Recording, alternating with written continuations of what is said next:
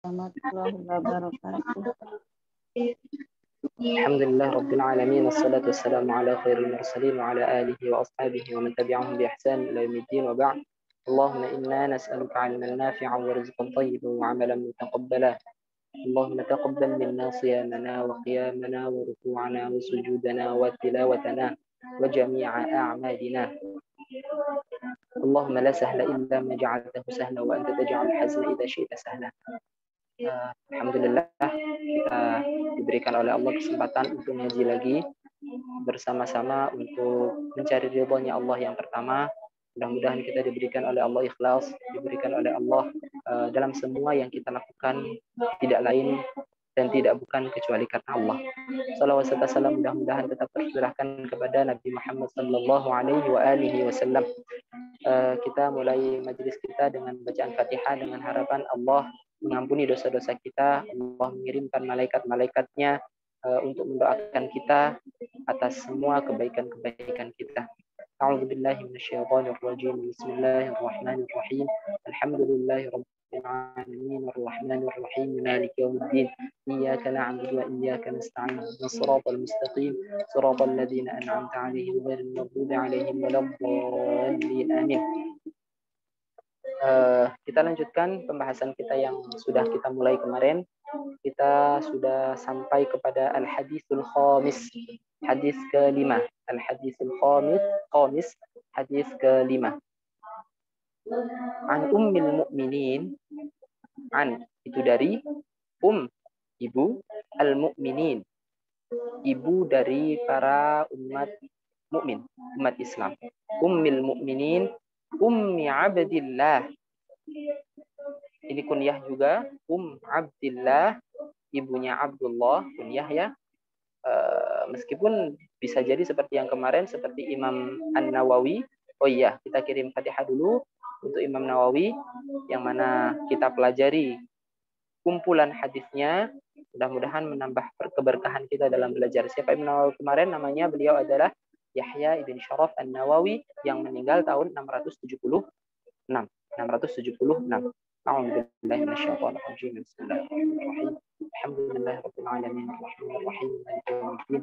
Iyyaka na'budu wa iyyaka nasta'in. Shiratal mustaqim. Shiratal ladzina an'amta 'alaihim ghairil maghdubi 'alaihim waladdallin. Amin. Seperti yang kemarin sudah kita bahas bersama bahwa tidak selalu orang yang punya kunyah itu punya anak, gitu kan ya. Seperti kemarin nama beliau adalah Yahya, julukannya adalah Abi Zakaria Yahya ibn Sharaf An-Nawawi. Seperti itu. Ini juga demikian. Abdillah Aisyah berarti istrinya baginda Rasul sallallahu alaihi wasallam. Radhiyallahu anha. Mudah-mudahan Allah meridai terhadap beliau. Terhadap anha, kalau anhu laki-laki, kalau anha perempuan. Bukan ya? Terus qalat, berkata. Siapa yang berkata? Yang berkata ya Sayyidah Aisyah, ibunda Sayyidah Aisyah. Qala. Ganti sekarang. Qala. Kalau yang pertama qalat, berarti Sayyidah Aisyah berkata. Kalau qala, berarti ini juga sekalian belajar buat kita bahwa kalau ada kata kerja, qala itu kan artinya berkata.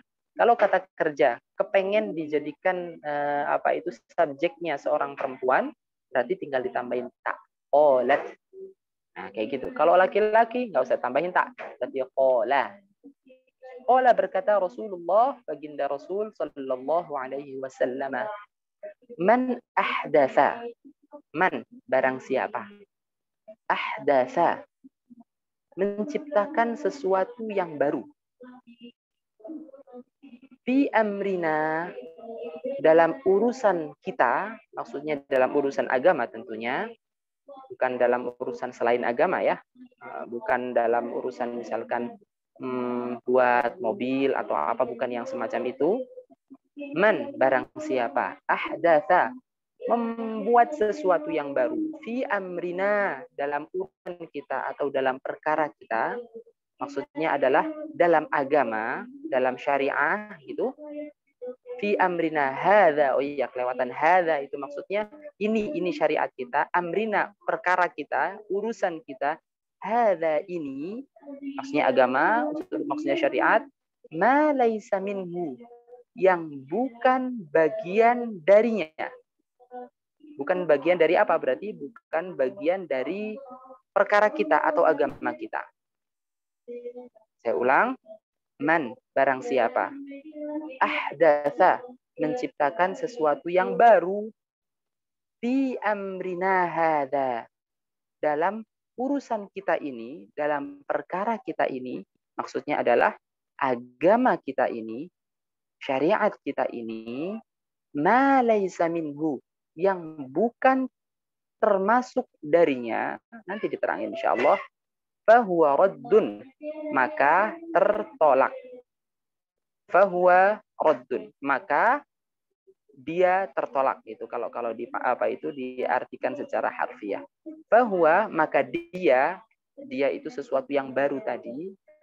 Fahuwa, itu dia raddun, tertolak, nggak diterima sama Allah amalnya. Rawahu al-Bukhari. Rawa meriwayatkan hu terhadap hadis al-Bukhari, Imam Bukhari, wa Muslimun, dan Imam Muslim. Istilahnya apa kemarin? Muttafaqun alaih. Disepakati oleh keduanya. Wa fi riwayatin li Muslim, wa fi riwayatin, secara riwayat dari Imam Muslim, jadi kan ceritanya Rasulullah itu berkata. Nah, saat itu yang ketika Rasulullah berkata, itu kan tidak ada yang mencatatkan. Nah, tentu saja satu sahabat dengan sahabat yang lain misalkan dikasih tahu, bisa jadi ada beberapa redaksi yang sedikit berbeda. Misalnya seperti itu, bisa jadi kan gitu. Nah, ini wa fi riwayatin li Muslim, dan menurut riwayatnya Imam Muslim itu menggunakan redaksi gini. Man amila amalan. Man, barang siapa, amila, beramal, amalan, suatu perbuatan, laisa alaihi amruna, yang bukan termasuk urusan kita, laisa alaihi amruna, yang bukan termasuk urusan kita, fahuwa raddun, maka dia, urusan yang baru tadi, raddun, tertolak. Raddun, tertolak. Oke, baik. Akan disampaikan, akan diterangkan insyaallah. Jadi Rasulullah, jadi hadis ini menerangkan sesuatu yang benar-benar salah satu kaidah dalam agama kita, salah satu pondasi dalam agama kita, sesuatu yang tidak ada hubungan, menciptakan sesuatu yang baru, yang benar-benar tidak ada urusannya atau dasarnya dari agama kita, maka perkara tersebut tertolak. Jadi kalau menciptakan sesuatu yang baru dan itu tidak ada sandarannya sama sekali dari agama, dari kaidah-kaidah agama, maka itu tertolak. Jadi dalam kaidah beragama kita itu, kalau urusannya itu urusan dunia, ini bisa diambil sebagai kaidah. Kalau itu urusannya urusan dunia, maka aslinya adalah boleh. Tapi kalau itu urusannya atau keperluannya yang berhubungan dengan ibadah, aslinya nggak boleh. Gimana maksudnya? Misalnya gini, sholat itu aslinya nggak boleh. Tapi karena datang syariat-syariat, akhirnya sholat itu boleh. Nah, ketika sholat itu boleh, nah berarti kan sebenarnya nggak boleh ibadah itu. Kemudian diajarkan agama, jadinya boleh. Gitu kan? Maka ketika itu kita menciptakan sesuatu yang baru dari agama tersebut, maka nggak boleh. Contoh misalnya, kita merasa bahwa sholat subuh itu saya merasa bersemangat kok. Sholat subuh itu enak kok. Maka nggak usah 2 rakaat, 3 rakaat aja. Nah, itu nggak boleh. Kenapa? Karena asli atau asal dari ibadah itu tidak boleh. Misalnya apa itu zuhur, harusnya yang saya capai itu zuhur, maka yaudah saya ganti deh, zuhurnya 2, subuhnya 4. Nah, itu nggak boleh yang macam itu. Gitu. Nah, sekarang hadis ini serupa, ya kurang lebih mirip lah, senada gitu, senada dengan hadisnya Rasulullah yang lain yang berbunyi kullu bid'atin dhalalah wa kullu dhalalatin finnar. Setiap yang baru diciptakan dalam agama yang tidak ada tuntunannya dari Allah dan Rasulullah, fahuwa dhalalah, maka itu sesat. Apa itu? Kullu bid'atin dhalalah wa kullu dhalalatin, dan setiap yang sesat finnar, itu neraka, kayak gitu ya. Nah, akhirnya dari hadis ini para ulama itu yang kemarin mungkin pernah disampaikan atau belum lupa saya. Jadi kalau ada sesuatu yang memang para ulama itu sepakat, maka kita nggak boleh mengingkari. Tapi di sana para ulama bahkan jumhur mengatakan, kan teksnya gini, kullu bid'atin, setiap atau semua yang baru, yang urusan dalam agama itu dibuat yang tidak ada gitu, maksudnya yang Rasulullah tidak mengajarkan, Allah tidak mengajarkan, terus kemudian dibuat baru, itu kan redaksinya kul, berarti semuanya, berarti tidak terkecuali satupun. Dhalalah, kullu bid'atin dhalalah. Semua yang baru itu sesat semuanya. Dan semua yang sesat itu neraka. Itu redaksinya umum, general semuanya. Akan tetapi para ulama, di antaranya Imam Asy-Syafi'i dan yang lain-lainnya, bahkan mayoritas mengatakan bahwa bid'ah itu terbagi menjadi dua. Bid'ah mahmudah atau bid'ah hasanah, satunya lagi bid'ah dhalalah, bid'ah yang tersesat atau bid'ah yang sesat gitu. Terus itu gimana? Padahal teksnya kan kullu bid'atin dhalalah, setiap yang bid'ah atau sesuatu yang baru itu kan sesat. Wa kullu dhalalatin kan finnar, dan semua yang dan semua yang sesat itu dalam neraka. Kok bisanya sih para ulama itu menambahkan bid'ah itu ada yang hasanah, ada yang dhalalah. Nah, itu yang namanya agama itu tidak semudah yang kita bayangkan. Maksudnya ilmu dalam agama ya, maksudnya ya. Ilmu dalam agama itu tidak semudah yang kita bayangkan. Ketika ada hadisnya, ketika ada teksnya, kemudian kita langsung ambil aja. Yang kemarin saya contohkan, misalnya fa'ainama tuwallu fatamma wajhullah dan seterusnya. Berarti kita bisa, kalau hanya mengambil satu teks saja, maka bisa jadi kita sholat bisa kehadap kemana-mana, timur, ke utara, ke selatan dan seterusnya. Itu para ulama itu tidak mungkin hanya meskipun secara nas, secara tekstual yang namanya bid'ah itu semuanya dhalalah, tapi ternyata bahkan mayoritas yang mengatakan bid'ah itu terbagi jadi dua, bid'ah hasanah dan bid'ah dhalalah. Terus gimana? Saya kasih sedikit contoh. Imam Syafi'i misalnya. Imam Syafi'i itu kalau Rasulullah itu bilang, kalian itu jangan menghatamkan Al-Quran kurang dari 3 hari. Itu Rasulullah bilangnya seperti itu. Tapi Imam Syafi'i ketika Ramadan menghatamkan Al-Quran berapa kali? 60 kali hatam. Berarti satu hari bisa hatam 2 kali. Padahal Rasulullah bilangnya jangan menghatamkan kurang dari 3 hari. Apakah Imam Syafi'i berarti mengingkari apa yang dikatakan Rasulullah? Tidak sesederhana itu. Gini, oke, baik. Akan saya share sedikit ayat Al-Quran.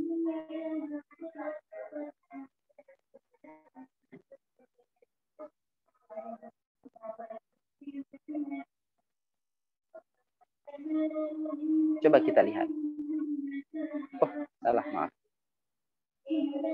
Ini, ambil pertamanya dari wa fi 'adin.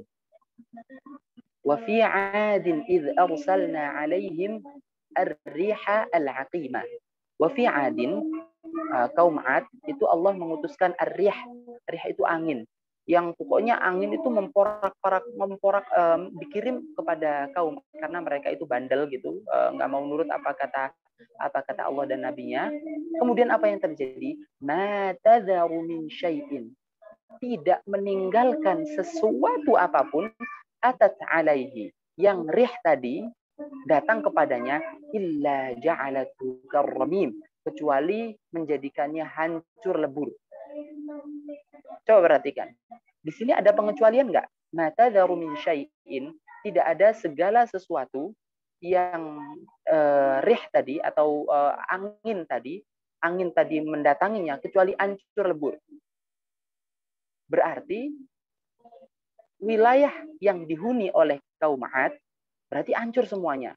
Tanah, rumah, pohon, gunung, berarti kan gitu konsekuensinya ketika kita bilang bahwa segala sesuatu, kan tadi teksnya adalah ma tadharu min syai'in, tidak meninggalkan sesuatu apapun kecuali benar-benar hancur lebur, kan gitu teksnya.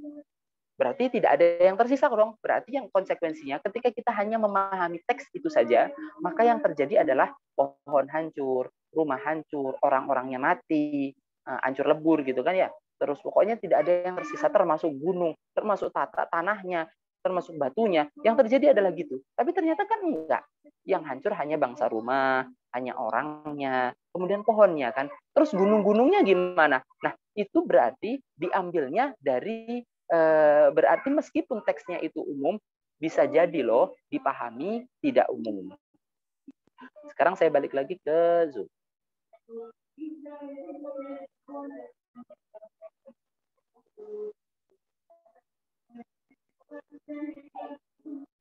Saya berikan contoh sekarang. Sahabat dulu deh, yang jauh dulu. Nanti yang dekat. Oh, atau yang dekat dulu juga boleh lah. Sekarang yang ada sekarang. Sekarang kita zakat fitrah pakai apa? Pakai beras atau pakai kurma? Emangnya Rasulullah itu ngasih tahu kalau beras itu dizakatin? Kan enggak juga kan? Nah, berarti kalau kita menggunakan teks tadi ya, kalau kita memang mengeneralkan teks tadi, yang terjadi adalah kullu bid'atin dhalalah. Semua yang baru itu dhalalah, sesat. Wa kullu dhalalatin finnar, dan semua yang sesat itu neraka. Kalau itu benar-benar general ya, benar-benar general. Kan teksnya general, berarti tidak boleh terkecuali apapun. Ketika kita menggunakan kullu, berarti semuanya, berarti tidak boleh ada satupun yang tersisa. Ketika itu tersisa, berarti kita nggak kul lagi. Kul itu artinya semua tidak tersisa. Apa itu setiap yang apa itu bid'ah itu dhalalah. Berarti tidak boleh ada satupun yang tersisa. Baik itu alasannya karena misalnya nanti akan disampaikan juga dikit tentang bahwa teksnya apa itu Umar bin Khattab, ya dah sekarang beras sudah kita lewatin ya, beras misalnya, beras itu kan tidak ada di zaman itu, berarti harusnya ini juga dhalalah. Kenapa? Karena tidak ada satupun, karena kata-katanya kul semuanya, harusnya nggak boleh juga dengan beras, harusnya kan gitu. Oke, kita balik lagi ke zaman dahulu, Umar bin Khattab misalnya. Tarawih Umar bin Khattab itu mengumpulkan manusia itu sholat 20 rakaat dan hataman. Berarti satu malamnya satu juz. Gitu. Nah, kemudian Umar bilangnya gini, ni'matul bid'ah hadhihi. Sebaik bid'ah adalah ini yang kita lakukan ini. Orang-orang yang mengatakan bahwa kullu bid'atin dhalalah, semua yang bid'ah itu sesat, pokoknya nggak ada terkecuali sekalipun. Kata-kata Umar ini adalah secara bahasa. Jadi bid'ah secara bahasa, bukan secara istilah syariat. Nah, sekarang pertanyaannya, memang Umar saat itu sedang ngajar guru bahasa emang? Kan enggak juga kan. Beliau kan menerangkan tentang sesuatu yang kita lakukan kan, bukan menerangkan tentang bahasa kan. Beliau kan bukan guru bahasa Arab. Jadi beliau adalah posisinya sebagai Amirul Mukminin, sebagai seorang yang mengajar kepada umat-umat ya apa itu sahabat-sahabat yang lain kan gitu posisinya harusnya. Maka itu banyak sekali contoh-contoh, di antaranya yaitu tadi tarawih 20 rakaat. Meskipun tidak ada teks dari Rasulullah, bahkan adanya teks itu Rasulullah di luar Ramadan dan di dalam Ramadan itu 11 rakaat gitu kan ya. Nah, kalau di luar Ramadan sama di dalam Ramadan itu 11 rakaat, berarti Rasulullah gimana tarawihnya? Berapa rakaat tarawihnya? Kan masih itu kan di dalam dan di luar. Kalau pernah dengar ya. Jadi Rasulullah itu bilang bahwa Rasulullah itu sholat malam itu 11 rakaat. 11 rakaat di dalam dan di luar Ramadan. Di dalam dan di luar Ramadan. Ya, jadi masalah di luar harusnya ketika di dalam dan di luar Ramadan berarti Rasulullah di luar Ramadan juga 11 rakaat, di dalam Ramadan juga 11 rakaat. Nah, tapi Umar bikin 20 rakaat. Nah, itu berarti kan sesuatu yang tidak diajarkan Rasulullah. Contoh lain. Adzan 2 kali. Utsman bin Affan itu bikin adzan 2 kali, adzan Jumat maksudnya. Adzan Jumat itu dibikin 2 kali. Nah, itu terus gimana? Berarti beliau melakukan bid'ah dong. Bukan seperti itu gambarannya. Contoh lain lagi. Rasulullah suatu ketika ada yang takbiratul ihram itu, takbiratul ihram. Sami Allahu liman hamidah. Kemudian Rasulullah pun mendengar ada sahabat yang bilang gini, Rabbana walakal hamdu hamdan katsiran thayyiban mubarakan fih. Gitu kan. Kemudian Rasulullah waktu salam itu langsung tanyain, siapa tadi yang baca tadi? Yang saya dengar tadi bacanya kok intinya Rasulullah nggak pernah mengajarkan itu, gitu. Kemudian sahabat itu awalnya agak takut-takut diomelin, enggak dia dimarahin gitu kan. Kemudian akhirnya saya Rasulullah yang jawab gitu. Kemudian malah didoain sahabat tadi. Berarti sahabat tadi melakukan sesuatu yang baru, tapi nggak diomelin sama Rasulullah, nggak dimarahin sama Rasulullah. Ini dibantah nih. Berdalil ini dibantah sama kalangan yang mengatakan bahwa semua yang bid'ah itu, pokoknya semua yang baru itu bid'ah. Itu mereka mengatakan, nah itu kan sudah distempel sama Rasulullah. Nah, kita awal-awal kan belajar ya, hadis itu ucapan Rasulullah, amaliyah Rasulullah, ketetapan Rasulullah. Berarti sudah ditetapin tuh sama Rasulullah. Berarti kalau udah ditetapin, udah distempel nih. Berarti sudah bukan muhdatsat lagi, sudah bukan bid'ah lagi. Kenapa? Karena sudah distempel sama Rasulullah. Gitukah? Coba kita perhatikan. Seandainya sahabat, kira-kira sahabat tahu nggak hadis kullu bid'atin dhalalah wa kullu dhalalatin finnar? Kira-kira tahu nggak? Kemudian hadis yang man ahdatsa fi amrina, ini yang hadis tadi kita baca, man ahdatsa fi amrina hadza ma laysa minhu fa huwa raddun. Kira-kira sahabat ngerti nggak? Seandainya sahabat ngerti, ya pastinya ngerti dong. Seandainya sahabat ngerti. Kemudian pola pikirnya, cara bermain kaidahnya seperti kaidah orang-orang sekarang yang katanya berpegang teguh pada Al-Quran dan As-Sunnah itu,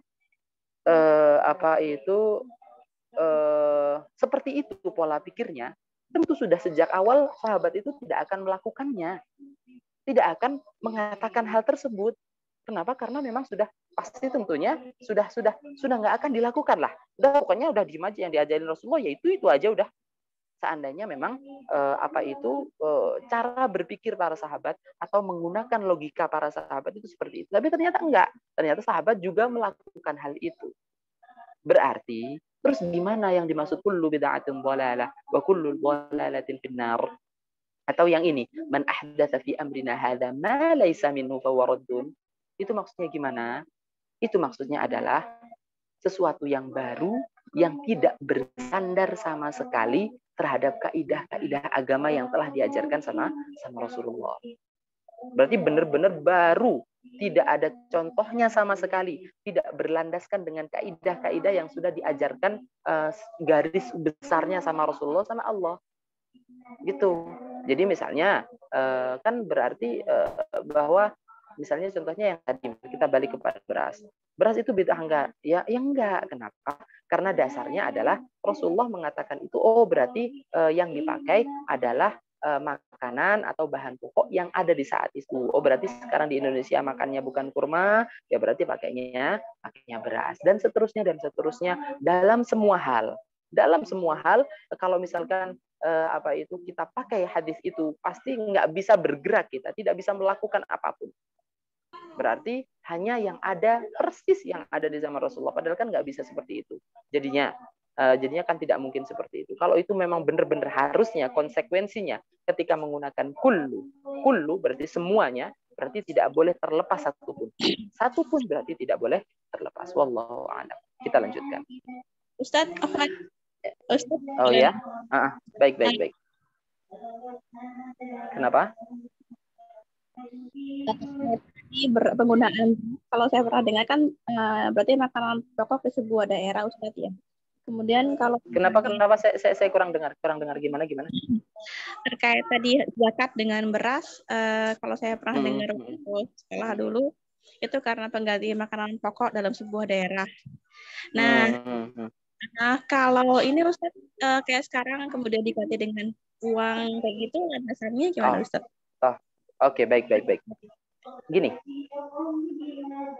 mayoritas ulama, jadi mazhab itu kan yang udah udah istilahnya udah settle atau gimana ya, udah benar-benar pengikutnya ada sampai sekarang gitu. Itu kan 4. Mazhabnya Imam Abu Hanifah, Imam Malik ibn Anas, Imam Asy-Syafi'i, Imam Ahmad bin Hanbal. Imam Syafi'i itu nama aslinya adalah Muhammad bin Idris. Namanya Muhammad bin Idris Asy-Syafi'i. Dikenalnya dengan mazhab Syafi'i gitu ya. Gini, berarti mazhab yang terkenal itu berapa? 4 ya. 1, Imam Abu Hanifah. Ini kalau belum tahu sekalian diafalin. Imam Abu Hanifah. Kemudian Imam Malik. Imam Malik itu gurunya Imam Syafi'i. Kemudian Imam Syafi'i sendiri. Kemudian Imam Ahmad. Imam Ahmad itu muridnya Imam Syafi'i. Dan Imam Syafi'i itu juga berguru pada muridnya Imam Abu Hanifah. Oke, 4 mazhab ini. Yang tiga tidak mengizinkan menggunakan dengan uang. Yang 1 boleh. Nah ini juga kalau misalkan kita pakai kaidah itu udah lepas, udah nggak bakalan bisa. Berarti semua mazhab Hanafiyah, Imam Abu Hanifah dan mengikuti beliau semuanya bid'ah. Wa kullu bid'atin dhalalah wa kullu dhalalatin finnar. Berarti konsekuensinya seperti itu. Nah, itu terus gimana? Nah, itu berarti yang semacam itu gimana? Nah, itu intinya. Kalau mazhab itu yang memperbolehkan, yang tidak memperbolehkan menggunakan uang itu 3 ini. Yang 1 boleh. Nah, terus itu gimana yang seperti itu? Itu boleh-boleh saja. Boleh-boleh saja. Kita mengikuti mazhabnya Imam Abu Hanifah itu boleh-boleh saja. Jadi kalau kita belajar fikih itu ada istilahnya bermadzhab itu gimana? Bermadzhab itu boleh lompat-lompat nggak? Kalau misalkan masalah dalil ya, nanti dalil ceritanya panjang lagi nanti. Nanti kalau berbicara masalah dalil nanti ceritanya panjang lagi. Saya kasih gambaran sajalah. Bermadzhab lompat-lompat itu boleh nggak? Jawabannya adalah boleh. Selama syaratnya, jadi sebelumnya saya ulang lagi bahwa yang memperbolehkan zakat dengan menggunakan uang itu mazhabnya Imam Abu Hanifah. Mazhabnya Imam Abu Hanifah. Nah, boleh nggak itu pindah-pindah, kita itu pindah-pindah mazhab boleh nggak? Jawabannya adalah boleh dengan 2 syarat. Yang pertama apa? Yang pertama nggak boleh ngambil enaknya saja. Jadi kita mengikuti itu bukan karena ngambil enak. Yang kedua adalah tidak boleh talfiq. Talfiq itu apa? Talfiq itu mencampurkan mazhab yang mana campuran tersebut tidak ada satupun yang bilang seperti itu. Contoh, yang sering saya contohkan. Misalnya gini. Dalam mazhabnya Imam Abu Hanifah lagi, itu boleh nikah tanpa wali. Dalam mazhabnya Imam Malik, gurunya Imam Syafi'i, itu boleh nikah tanpa saksi. Akhirnya diambil tuh dua-duanya. Berarti nikah tanpa wali dan tanpa saksi, udah cewek cowok sah. Nah itu yang nggak boleh. Itu namanya talfiq. Kenapa? Karena tidak ada yang campuran seperti itu, tidak ada yang bilang. Karena Imam Abu Hanifah itu bilang bahwa tanpa saksi, tanpa wali, tapi harus ada saksi. Kalau Imam Malik itu tanpa saksi, tapi harus ada walinya. Gitu. Nah, kalau dicampur yang akhirnya tidak ada yang ngomong semacam itu nggak boleh. Berarti itu namanya talfiq. Itu namanya talfiq. Berarti syaratnya mencampur mazhab itu boleh nggak? Jadi misalnya sebenarnya saya tuh sehari-hari belajarnya mengikuti mazhab Syafi'i ini. Tapi dalam kasus ini itu kayaknya lebih bermanfaat pakai uang deh. Zakat fitrah tuh kayaknya lebih bermanfaat pakai uang deh. Gitu. Akhirnya ya udah saya pakai uang saja, mengikuti pendapat itu boleh.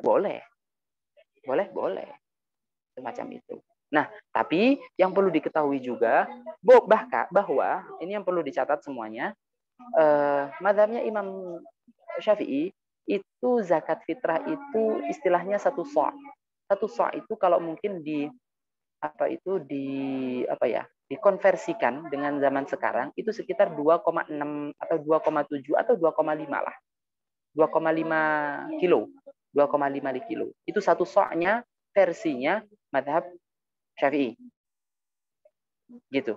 Tapi kalau mazhabnya Imam Abu Hanifah, 1 sa'-nya, jadi 1 sa'-nya zakat itu 1 sa' kan ya istilahnya, istilahnya 1 sa'.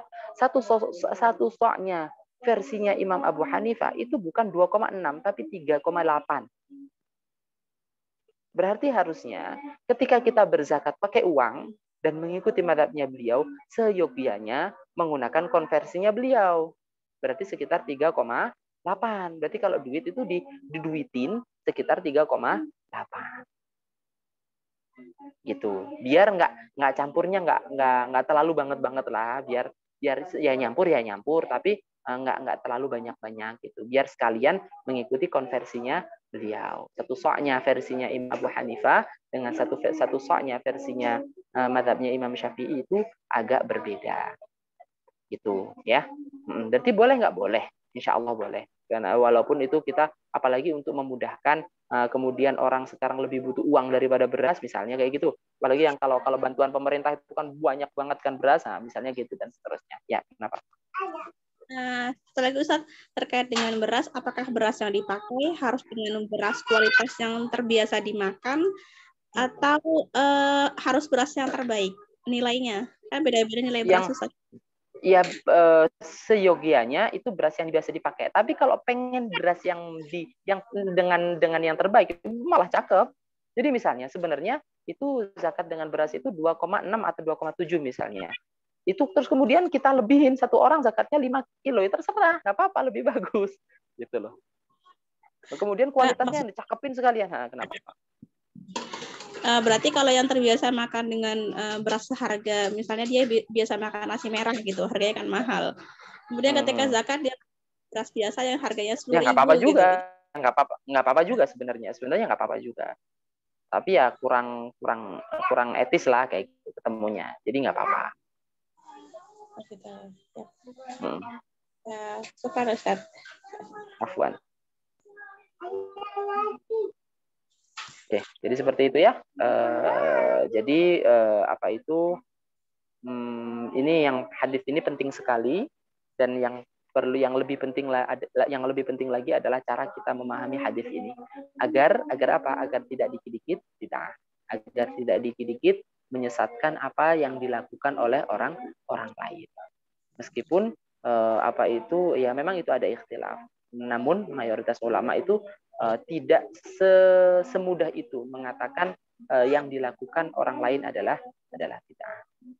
Baik, kita cukupkan dulu. Satu lagi. Iya, baik. Pernah dengar bahwa para fuqaha itu, maksudnya ahli fikih, dia harus taklid dengan madhabnya. Misalnya dia biasa berbuat dengan Syafi'i atau dengan Hanafi, maka nggak boleh lompat-lompat kayak enggak ada yang bilang seperti itu. Enggak ada yang bilang seperti itu. Bahkan ya dalam madhab Syafi'i itu misalnya Imam kalau misalkan punggawa di antara punggawa istilahnya muhakkik, jadi Imam Syafi'i sama madhab Syafi'i itu beda loh. Imam Syafi'i sama madhab Syafi'i itu beda. Contoh, Imam Syafi'i dalam qaul jadidnya, jadi Imam Syafi'i itu punya qaul lama, ada qaul baru. Qaul barunya Imam Syafi'i itu mengatakan bahwa waktu dari sholat maghrib adalah hanya cukup untuk kita wudhu, kemudian berpakaian, kemudian apa itu sholat 2 rakaat, habis itu habis waktu maghrib. Itu qaul jadidnya Imam Syafi'i. Tapi pengikutnya atau istilahnya mu'tamadnya secara umum mazhab Syafi'i tidak mengatakan itu. Yang mengatakan pendapat pengikut Imam Syafi'i secara umum itu mengatakan waktu habisnya maghrib ya ketika isya. Kalau isyanya udah mulai berarti habislah waktu maghrib. Seperti itu. Nah, berarti pengikutnya mazhab Syafi'i tidak sama dengan Imam Syafi'i sendiri. Gitu. Jadi apa itu bukan berarti ketika dia itu ahli fikih kemudian harus ngikutin, malah justru ketika itu memang orang itu semakin ahli dalam bidang agama, bisa jadi itu tidak sepakat dengan gurunya atau Imam Syafi'i ini. Imam Syafi'i kan bahkan ada punya mazhab sendiri padahal gurunya Imam Malik dan juga punya guru dari muridnya Imam Abu Hanifah. Tapi beliau kan beda. Gitu. Jadi tidak mesti seperti itu. Bukan hanya imamnya, kitanya pun sebenarnya boleh dengan syarat yang tadi disampaikan. Sekarang aja kalau Ustaz. Ya, seperti itu. Jadi apa itu untuk ini memang sangat penting sekali dan juga ketika kita bersosialisasi tentunya kita semakin beragama itu harusnya lebih semakin baik, semakin menjadi orang yang lebih baik lagi, semakin santun, bukan menjadi orang ketika banyak ngaji, akhirnya banyak tidak senang sama orang, atau malah semakin kasar terhadap orang lain. Wassallallahu ala nabiyyina Muhammad wa ala alihi washabbihi wasallam. Subhanakallahumma bihamdika asyhadu an la ilaha illa anta astaghfiruka wa atubu ilaik. Mudah-mudahan Allah meridhai kita. Assalamualaikum warahmatullahi wabarakatuh. Waalaikumsalam warahmatullahi wabarakatuh.